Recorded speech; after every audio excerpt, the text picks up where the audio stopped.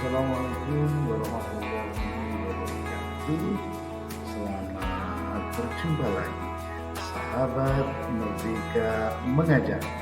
Pada saat ini saya Moklas MPD, seorang pegiat PAUD di Kabupaten Ponorogo, ingin berbagi praktek baik dalam belajar IKM. Begitu, tunggu bagaimana caranya belajar IKM yang tepat. Oke.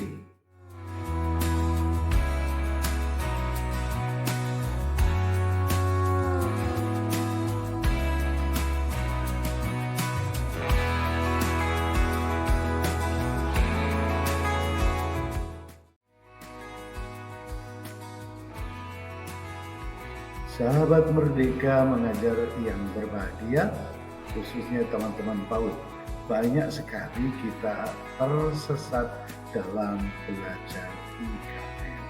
Untuk itu, stop tersesat belajar IKM di PAUD. Untuk itu, simak ya video berikut ini.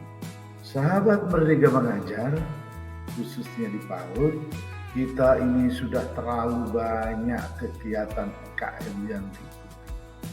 Mulai dari webinar, mulai dari workshop, mulai dari pelatihan yang lain. Tetapi di hati kita itu tidak semakin pinter dan tidak semakin paham tentang apa itu IKM di PAUD. Sehingga kita ini sangat pusing. Karena apa?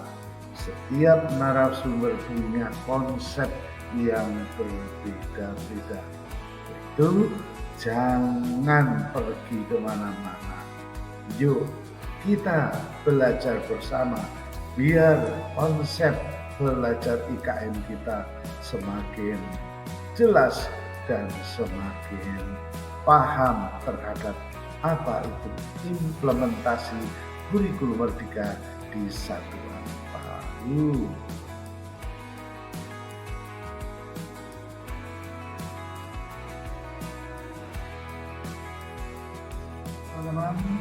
Teman-teman semua perhatikan, ini adalah peta konten dalam kita memahami pengimplementasian Merdeka. Begitu nanti akan kita lihat bagaimana langkah satu, memahami garis besar Merdeka. Yang kedua, memahami pembelajaran dan asesmen. Yang ketiga, yaitu langkah bagaimana membuat KOSP. Dan yang keempat adalah memahami pengembangan proyek penguatan pelajar Pancasila. Insya Allah dengan peta konten dalam memahami pengimplementasian kurikulum Merdeka ini, kita nanti tidak akan tersesat dalam belajar IKM. Itu simak video berikut ini dan cermati semuanya. Selamat belajar. Langkah pertama, memahami peraturan dan perundang-undangan yang berlaku. Kedua, mempelajari buku pedoman tentang kurikulum Merdeka. Yang ketiga, belajar mandiri di platform Merdeka Mengajar.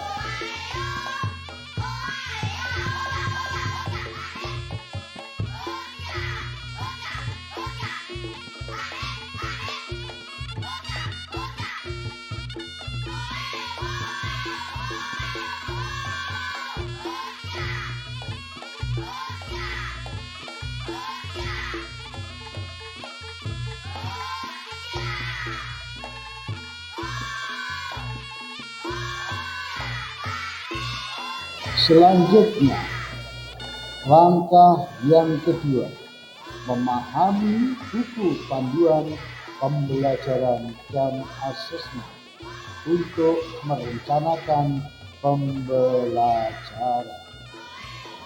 Langkah yang ketiga, memahami pengembangan kurikulum operasional pendidikan, di mana dalam buku ini kita harus membaca buku panduan KUSP sehingga kita paham bagaimana membuat KUSP.